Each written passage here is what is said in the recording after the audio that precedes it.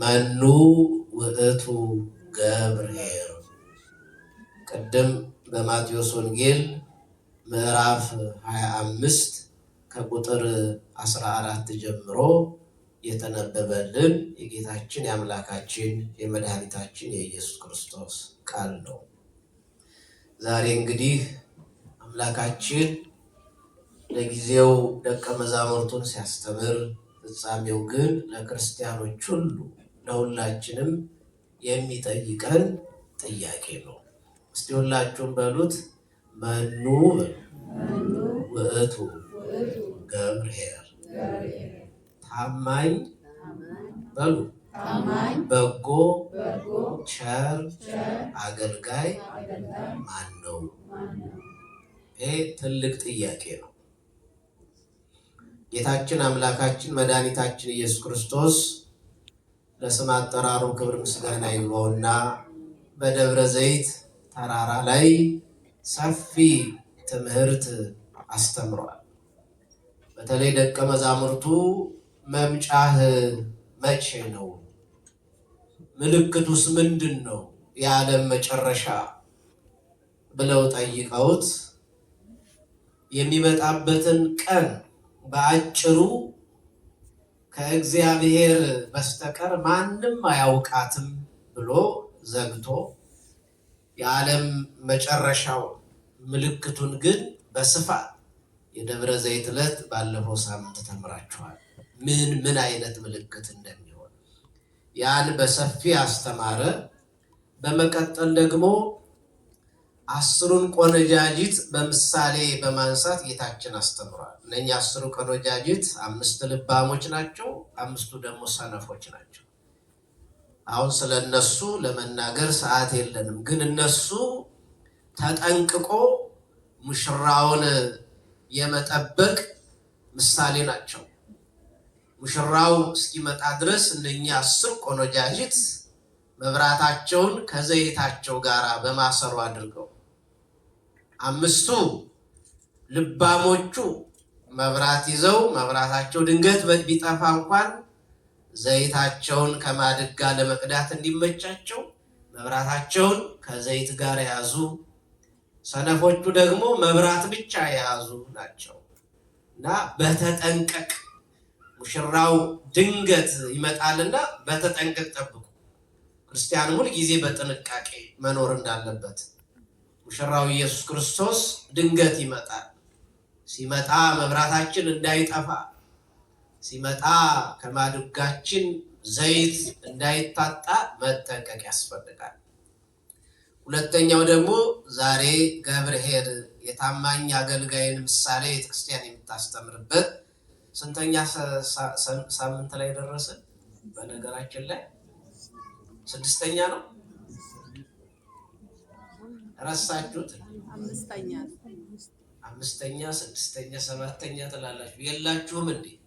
እስቲ እንቁጠረው። ዘወረደ፣ ቅድስት፣ ምኩራብ፣ መጻጉዕ፣ ደብረ ዘይት፣ ገብርኄር። ስለዚህ ስንተኛው ላይ ነን? ይገርም ነው። 6ኛው ሰንበት ላይ ደርሰናል።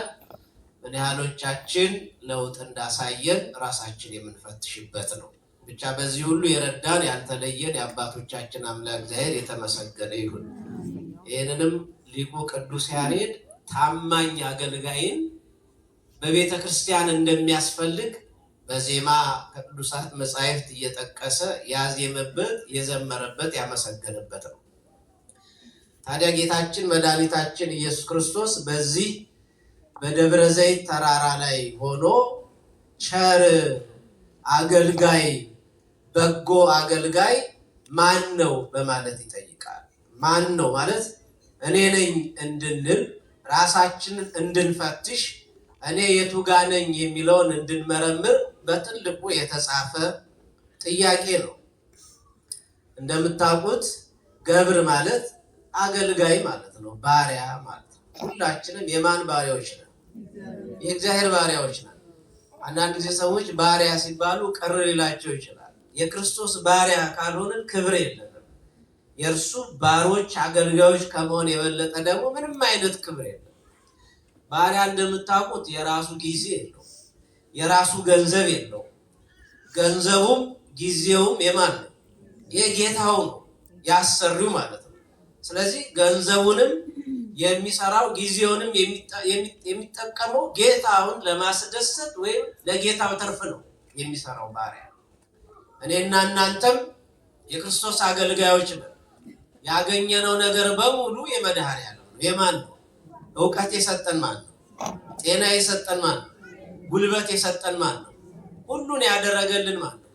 ስለዚህ የክርስቶስ ገንዘብ ነው፣ የኛ የሆነ የለም ማለት ነው። ስለዚህ ልክ ያ ባሪያ ጌታውን ለማስደሰት ለሱ ትርፍ እንደሚሰራ ሁሉ እኛም ክርስቲያኖች እግዚአብሔርን ደስ ለማሰኘት ለሱ ክብር እንሰራለን ማለት ነው። ስለዚህ አንተ በጎ ታማኝ አገልጋይ ባሪያ የተባለው ለዚህ ነው። ሰው አንተ ባሪያ ብቻ ሊባል አይገባው፣ በጎ የሚል መጨመር አለበት። ቸር ማለት ነው። ሁላችሁም ቸር በሉ። ቸር ማን ነው? እግዚአብሔር ብቻ ነው። ልብ በሉ። በባህሪው ቸር እሱ ብቻ ነው። እኛ እሱን ስንመስል በቅድስና የቸርነትን ስራ እንድንሰራ ኃይሉን፣ ጸጋውን፣ ብርታቱን ያድለናል። ታስታውሳላችሁ የማቴዎስ ወንጌል ምዕራፍ 19 ላይ ያ ወጣት ባለጸጋ ወደ ጌታችን መጥቶ የዘላለምን ሕይወት እሻለሁ አለ። ቸር መምህር ሆይ ያለው ገና ሲመጣ ቸር መምህር ሆይ እያለ። ለምን? በልቡ ነው አምላካችን የዚህን ሰው ክፋት ያውቃል። ቸር ብለው ቸር ይለኛል፣ ባመሰግነው ያመሰግነኛል፣ ባከብረው ያከብረኛል ብሎ መጣ። ያነ ጌታችን ምን ሲል መለሰለት? ስለምን ቸር ትለኛለህ? ከኔ ጋር ናችሁ? እግዚአብሔር ቸር አይደለም? ስለምን ቸር ትለኛለህ? ከአንዱ ከእግዚአብሔር በቀር ቸር የለም። አያችሁ፣ አሁን የመጣው የድርድር ጉዳይ ይዞ ነው። ቸር ብለው ቸር ይለኛል። እንዲህ አይነት ስራ አይደለም በክርስቲያኖች ሊከናወን የሚገባው። በልቡና ውስጥ ያለውን ትዕቢት ነቅሎ ጣለና እግዚአብሔር ብቻ ነው በባህሪው ቸር አለው። ሰው እግዚአብሔርን በቅድስና በበጎ ነገር ሲመስለው የቸርነትን ስራ ይሰራል። ስለዚህ ቸር አገልጋይ የተባለበት ምክንያት የፈጠረን መክሊቱን ሁሉ የሰጠን እግዚአብሔር ቸር ስለሆነ እኛም ቸር አገልጋዮች እንድንሆን ነው። መድኃኔዓለም ቸር አገልጋዮች ያደርገን፣ በጎ አገልጋዮች ያደርገን። በቸርነት ላይ ደግሞ ምን ይጨመራል? ታማኝነት። ሁሉም ሰው ስለ ቸርነቱ ያወራል ይላል ጠቢቡ ሰሎሞን በመጽሐፈ ምሳሌ ላይ። ሁሉም ሰው ስለ ቸርነቱ፣ ስለ ደግነቱ ቸር እንደሆነ ደግ እንደሆነ ይናገራል። ነገር ግን ታማኙን ሰው ማን ያገኘዋል? ታማኝ ማለት ባለቤት ጌታው ተቆጣጣሪው በሌለበት ያንን ኃላፊነት ወስዶ ታምኖ የሚሰራ ማለት ነው። ስለዚህ አንተ በጎ ታማኝ ባሪያ ለመባል ራሳችንን ማዘጋጀት ይገባናል። እግዚአብሔር አምላክ ታማኝ በጎ ባሪያዎች ያድርገን። ቅድም ሲነበብ ከሰማችሁ ወደ ሌላ ሀገር የሚሄድ ሰው ባሮቹን ጠርቶ ያለውን ገንዘብ እንደሰጣቸው እንዲሁ ይሆናልና ለእያንዳንዱ እንደ አቅሙ፣ ለአንዱም 5 መክሊት፣ ለአንዱም 2፣ ለአንዱም 1 ሰጠና ወደ ሌላ ሀገር ወዲያው ሄደ ይላል። ልብ በሉ። የመክሊቱ ባለቤት ያ ባለጸጋው ሰው 3 አገልጋዮች አሉት። እነሱን ጠርቶ እንደ አቅማቸው ለአንዱ 5፣ ለአንዱ 2፣ ለአንዱ 1 ሰጥቶ ወዲያውኑ ወደ ሩቅ ሀገር ሄደ ይላል። ፍትሃዊ ባለጸጋ ነው ይህ ሰው ማለት ነው። ምክንያቱም እንደ አቅማቸው ነው ለእያንዳንዳቸው የሰጣቸው። እንደ አቅማቸው። እስቲ ሁላችሁ እንደ አቅማቸው፣ እንደ አቅማቸው 5 ለሚገባው 5፣ 2 ለሚገባው 2፣ 1 ለሚገባው ደግሞ 1 ሰጥቶ ወዲያውኑ ሄደ ይላል። ፍትሃዊ ነው። ለምን? 5 መክሊት ለሚገባው ሰው 1 መክሊት ቢሰጠው ስንፍና ይሆንበታል። ምክንያቱም 5 መክሊት ይዞ ብዙ መስራት እየቻለ 1 ከተሰጠው ጊዜውን ይጫወትበታል። 1 መክሊት የሚገባው ሰው ደግሞ 5 ቢሰጠው ሸክም ይሆንበትና እንደተጨነቀ ይኖራል። ስለዚህ ይሄ አሰሪያቸው የጌታቸው አቅማቸውን ስለሚያውቅ እንደ አቅማቸው መክሊት ሰጣቸው ይላል። ወዲያውኑ ወደ ሩቅ ሀገር ሄደ። በጣም የሚገርመው ባለ አምስቱ ወዲያው መክሊቱን የተቀበለው ባለ አምስቱ ሄዶ ልክ ጌታው በሄደበት ቅጽበት ወዲያውኑ ሄዶ ነገደበት፣ አምስትም አተረፈ ይላል። እግዚአብሔር የተመሰገነ ይሁን። አንዳንዴ እኮ ንግድ አይሳካም። ንግድ የሞከራችሁ ሰዎች ብዙ እኮ ውጣ ውረድ አለው፣ ብዙ መንገላታት አለው። ይሄ ሰው ግን ወዲያውኑ የጊዜ አጠቃቀምን ተረድቶ ጊዜውን በአግባቡ ምክንያቱም ጊዜን በአግባቡ መጠቀም ብልህነት ነው። ሰው ገንዘብ ከባንክ ከወሰደ በኋላ ይዞ ቤቱ የሚተኛ ከሆነ ትራስ የሚያደርገው ከሆነ ይሄ ሰነፍ ነጋዴ ነው። የተቀበለውን በአግባቡ በጊዜ በሰዓቱ ያ የሰጠው ሰው ትርፍ ስለሚጠብቅበት እስኪመለስ ድረስ ምክንያቱም ጌታው መቼ እንደሚመጣ አያውቅም። እንደሚመጣ ያውቃል፣ ግን መቼ እንደሚመጣ አያውቅም። ነገር ግን ዛሬ ሊመጣ ይችላል ብሎ ዛሬን የተጠቀመ ነው። የባለ አምስቱ ወጥቷል፣ ወርዷል። ቀላል አይደለም። ንግድ ቀላል አይደለም። መክሰር አለ፣ መውጣት አለ፣ መውረድ አለ፣ መድማት አለ፣ ብዙ ፈተና፣ ብዙ ውጣ ውረድ አለ። ግን ያን ሁሉ አልፎ ያን ሁሉ ታግሶ ሌላ አምስት አተረፈ። ይህ ደስ ያሰኛል። ሰው ሲያተርፍ መቅናት አይገባም። አንዳንድ ነጋዴዎች እነሱ ስላልሸጡ ሳይሆን ሌላኛው ጎረቤታቸው ስለሸጠ ወይ ስላተረፈ የሚበሳጩ አሉ። ይሄ ልክ አይደለም። አንዱ ሲያተርፍ በዛ መደሰት ይገባል። ሌላው ሁለት መክሊት የተሰጠው ነው። ሁለት መክሊት የተሰጠው ደግሞ ወጥቶ ወርዶ ወዲያውኑ ጌታው አክብሮ ሁለት መክሊት ሲሰጠው ያንን ሁለት መክሊት ተቀብሎ ልክ እንደ ባለ አምስቱ ጊዜውን በአግባቡ ተጠቅሞ ሌላ ሁለት አተረፈ። አሁንም እግዚአብሔር የተመሰገነ ይሁን። አንድ የተቀበለው ግን ያችኑ የተቀበላትን ወስዶ ጉድጓድ ቆፈረና ቀበረ። ለምን? ቀማኛ ቢነጥቀኝስ፣ ሌባ ቢወስድብኝስ፣ ጠላት ቢያስፈራራኝስ ብሎ ፈርቶ ጉድጓድ ቆፍሮ ቀበረው። ድሮ ታውቃላችሁ ባንክ ባልነበረበት ዘመን ምን ይደረግ ነበር? ሰዎች ወርቃቸውን ገንዘባቸውን ከጠላት ለመጠበቅ ጉድጓድ ቆፍረው ይቀብሩ ነበር። ይሄ ሰው ግን የቀበረው የራሱን ገንዘብ አይደለም። ከኔ ጋር ናችሁ? የራሱን ገንዘብ ነው።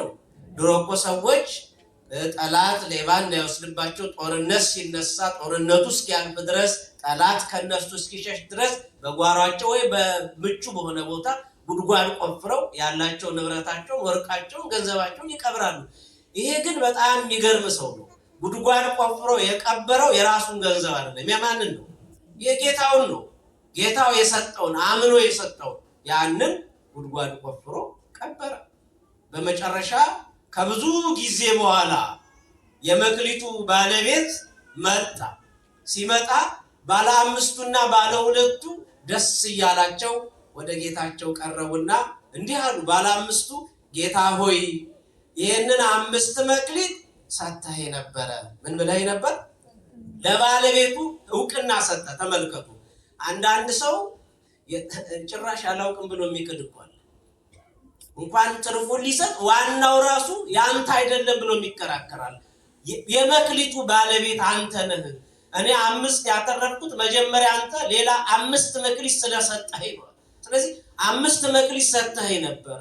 ወጥቼ ወርጄ ጊዜን ተጠቅሜ ሌላ 5 መክሊት አትርፌበታለሁኝ እና ከነትርፉ ተቀበለኝ። እንዴት ደስ ይላል! ሰው ከስር ያለው ማለት እኮ ከባድ ነው። ፊትን አትኩሮ ሌባ ወሰደብኝ ማለት እኮ ከባድ ነው። የት እንደገባ አላውቅም ማለት እኮ ታማኝነትን ማጉደል ነው። በታማኝነት የተሰጠውን ጊዜ በአግባቡ ተጠቅሞ 10 አድርጌያለሁና ከነትርፉ ተቀበለኝ አለው። አንተ በጎ ታማኝ ባሪያ አለው። ደግሞ ጌታው ሲመልስ አንተ በጎ ታማኝ ባሪያ በጥቂቱ ታምናሃልና በብዙ ትሾማለህ፣ ወደ ጌታ ደስታ ግባ አለው። የሰጠው ጥቂት ናት፣ 5 ናት። ሀብቴ ብዙ ነው። ከብዙ ሀብቴ ጥቂት 5ቷን ብሰጥህ አንተ ጥቂቷ አነሰች ሳትል ወጥተህ ደክመህ ጥረህ ታምነህ ሳታበላሽብኝ ሌላ አትርፈሃልና ወደ ጌታ ደስታ ግባ አለው። እግዚአብሔር የተመሰገነ ይሁን። ሰርተን የምንመሰገን ያድርገን። ባለ ሁለቱም ቀረበ። ጌታ ሆይ 2 ሰጥተኸኝ ነበረ፣ ሌላ 2 አተረፍኩበት። ወጥቻለሁ፣ ወርጃለሁ፣ እንደ አቅሜ ጊዜ ተጠቅሜያለሁ። አንተ ድንገት እንደምትመጣ ስለማውቅ ያባከንኩት ጊዜ የለም። ስለዚህ 2ቷን መክሊት በምችለው አቅም ደክሜ ሌላ 2 አተርፌያለሁ። ስለዚህ ከነትርፉ ተቀበለኛል። ስንት አድርጎ ሰጠ? 4 አድርጎ። የጌታው መልስ የሚገርም ነው። አንተ በጎ ታማኝ ባሪያ፣ በጥቂቱ ታምነሃል፣ ስለዚህ በብዙ ሾምሃለሁ፣ ወደ ጌታ ደስታ ግባ። ለባለ 5ቱ የተናገረውን ሳይጨምር ሳይቀንስ ለሱም ነገረው። ባለ 1ስ ምን አንደበት አለው? ከቀበረበት አወጣና ያችው ምንም ያላደረጋትን የተሰጠችውን ወሰደና ጌታ ሆይ አንተ ጨካኝ እንደሆንክ አውቃለሁ። በጣም የሚገርም ነው። ጨካኝ እንደሆንክ አውቃለሁ። ካልዘራህ የምታጭድ፣ ካልበተን የምትሰበስብ እንደሆንክ ጨካኝ እንደሆንክ አውቄ ሌባ ቢወስድብኝ ቀማኛ ቢነጥቀኝ ብዬ ፈርቼ ጉድጓድ ቆፍሬ ቀብሬው ነበረ። እነሆ ያው መክሊትህን አልነካሁም፣ ያው በጥንቃቄ ይዣታለሁ፣ ተቀበለኝ አለው። የጌታው ግን መልስ የሚደንቅ ነው። አንተ ክፉ ሀኬተኛ ባሪያ አለው። በጣም የሚደንቅ ክፉ። ምክንያቱም ንግግርህ ራሱ ክፉ ነው። ሀኬተኛ ሆን ብለህ ነው ያደረግከው። ይሄ እኔ ጨካኝ መሆኔን ካልዘራው የማጭድ ካልበተንኩ የምሰበስብ መሆኔን ብታውቅ ኖሮ መክሊቴን ጉድጓድ ቆፍረህ አትቀብረውም ነበር። ይሄ ሀኬተኛ መሆንህን ያሳያል። ለሌሎች ለነጋዴዎች ለሚያተርፉ ለነሱ ብትሰጣቸው ኖሮ ትርፉን ከነሱ አገኝ ነበር፣ ለለዋጮች። አንተ ግን ያደረግከው ትክክለኛ አይደለም። ስለዚህ ይህንን ሰው እጁና እግሩን አስራችሁ ወደ ጨለማ ጣሉት፣ ብርሃን ወደሌለበት አለ። ጌታችን ይህንን በምሳሌ ነው ያስተማረው። ከሰዓታችን አንጻር እንዲሁ ምሳሌውን መለስ ስናደርገው ግልጽ ነው። ያ የመክሊቱ ባለቤት ጌታ ማን ነው? ሁላችሁም ንገሩኝ፣ ማን ነው? እግዚአብሔር ነው። አምላካችን ክብር ምስጋና ይግባው። ወደዚህ ዓለም ሲመጣ በዚህ ዓለም ዘሪ ዘርን ሊዘራ ወጣ እንዳለ የእግዚአብሔርን ቃል ሰምተናል፣ አስተምቶናል። አምላካችን ቃሉን ዘርቶብናል፣ አስተምሮናል። 3 ዓመት ከ3 ወር በዚህ ዓለም ሲመላለስ የሚገባውን ትምህርት ሙሉ አስተምሮናል። አምላካችን እግዚአብሔር ወደ ሌላ ሀገር ሄደ ሲል የዚህን ዓለም በስጋዌ የተገለጠበትን ይህንን ዘመን ሲጨርስ ወደ ሰማይ ከማረጉ በፊት ጸጋውን ሁሉ ለቤተ ክርስቲያን አፍስሷል። ስልጣነ ክህነት ሰጥቷል። ያልሰጠው ጸጋ የለም። አምላካችን ለክርስቲያኖች ሁሉ ያልተቀበለ የለም። ሁሉም እንደ አቅሙ ተቀብሏል። እንደየአቅማቸው ለእያንዳንዳቸው 5 2 1 ሰጣቸው እንዳለ ሁላችንም እንደ አቅማችን ከእግዚአብሔር ጸጋ ተቀብለናል። የምናተርፍበት፣ የምናገለግልበት፣ በኋላ የምንጠየቅበት ጥያቄ አለ። ወደ ሌላ ሀገር ሄደ ሲል የማይመለስ ሆኖ አይደለም፣ የማይቆጣጠር ሆኖ አይደለም። አምላካችን ልክ መክሊቱን ከሰጠ በኋላ ዞር ማለቱን ነው። የማያየን ይመስላል እንጂ አጠገባችን ታማኝነታችን ለመፈተሽ ጸጋ ሰጥቶናል። አክብሮ አምኖ ሰጥቶናል። ግን ስንቶቻችን ያንን አትርፈንበታል? በጣም የሚገርማችሁ ነገር ባለ 5ቱ 5 ስለተሰጠው አልተኩራራም። ይሄ 2 ተሰጥቶታል ብሎ ባለ 2ቱን አልናቀው። ባለ 2ቱ ደግሞ ለምንድን ነው ለኔ 5 ያልተሰጠኝ ብሎ በባለ 5ቱ አልቀናም፣ በሱም አነሰኝ ብሎ አላጉረመረመም። ሁሉም እንደየአቅማቸው ሰርተዋል።